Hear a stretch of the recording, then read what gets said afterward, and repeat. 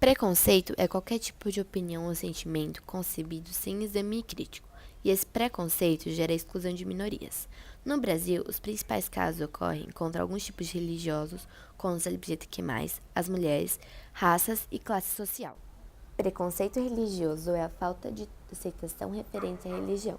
Essas pessoas, majoritariamente, não conseguem aceitar diferentes pontos de vista, ideias e culturas, não compreendendo assim a diversidade existente no mundo. Para entender como esse preconceito religioso chegou ao Brasil, devemos voltar no tempo. A intolerância religiosa teve início com a chegada dos portugueses ao Brasil. O catolicismo não admitia nenhuma outra religião que não fosse a católica. Assim, as crenças indígenas passaram a ser desprezadas. Uma análise feita em 2017 apontou que 39% das denúncias são por conta da religião de matrizes africanas. Porém, o Brasil é considerado um estado laico, possui uma posição neutra no campo religioso. E o 5º artigo da Constituição garante o direito do livre exercício de cultos religiosos e tendo garantida a sua proteção. Diante de tudo isso, fez com que houvesse o crescimento do preconceito. Segundo o antropólogo Wagner Gonçalves, a comunidade está bastante apreensiva, pois toda essa intolerância agora está atrelada à violência constante, significando que o preconceito está sendo fruto de violência e não de uma ideologia. A homofobia define o ódio e o preconceito que algumas pessoas nutrem contra os homossexuais. Porém, a homossexualidade já estava presente desde a Grécia Antiga. Mas com a chegada da Idade Média e a forte religiosidade, os homossexuais passaram a ser oprimidos e vistos como aberrações. Durante 58 anos, a homoafetividade era considerada uma doença mental, mas em 1990, a Organização Mundial da Saúde a desclassificou. Esse preconceito surgiu a partir da quebra dos padrões heteronormativos, gerando uma equivalência de direitos entre os homos e heterossexuais. Isso está enraizado na sociedade brasileira, fazendo que o Brasil seja o país que mais mata homossexuais no mundo, uma morte a cada 25 horas. Além de possuirmos uma lei pouco eficaz, apresenta-se dificuldade nas oportunidades do mercado de trabalho.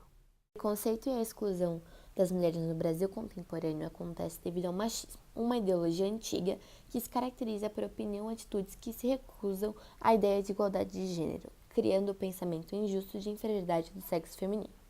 A própria história da civilização fabricou quadros de submissão e subordinação social das mulheres. Por isso, ser mulher, segundo Simone de Beauvoir, não é apenas nascer com determinado sexo, é ser classificado de maneira negativa pela sociedade e ser excluída dela. Para acabar com essa desigualdade, criou o feminismo, um movimento estrutural que ao longo do tempo conquistou muitos direitos para as mulheres. Por exemplo, no mercado de trabalho, no qual o preconceito é ainda visível, e ainda as mulheres ganham 30% a menos que os homens, ocupando os mesmos cargos. Entretanto, a igualdade de gênero só será alcançada em 2183. Racismo é a discriminação e preconceito contra indivíduos por causa de sua etnia, raça ou cor.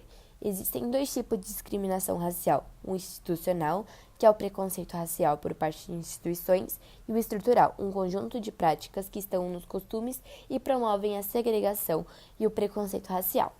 No Brasil, as causas do racismo se dão à longa escravidão nos povos africanos, a tardia abolição da escravatura e com a assinatura da Lei Áurea, que não proveu nenhuma política pública que garantisse a reintegração dos escravos libertos na sociedade, o que resultou em um sistema de marginalização.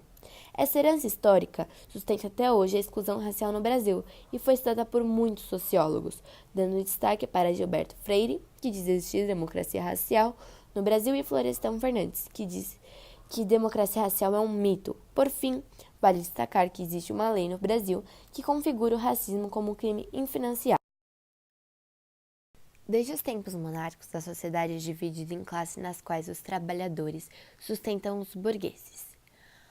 Os conceitos de divisão do trabalho criado por Durkheim gerou o capitalismo, estudado por Karl Marx. Até hoje, as favelas brasileiras se localizam na periferia, cultura que surgiu na época escravocrata, em que os escravos se fixaram nos quilombos, nas margens das cidades, após serem libertados. Atualmente, o governo falta com educação, saúde e saneamento básico nesses locais mais pobres. Por terem uma condição de vida inferiores, eles são marginalizados e generalizados como bandidos e traficantes, já que estes crimes estão muito presentes na vida desses moradores. E também há a disputa de território e as milícias, as quais ameaçam a vida dos periféricos, oferecendo serviços como segurança em troca de dinheiro.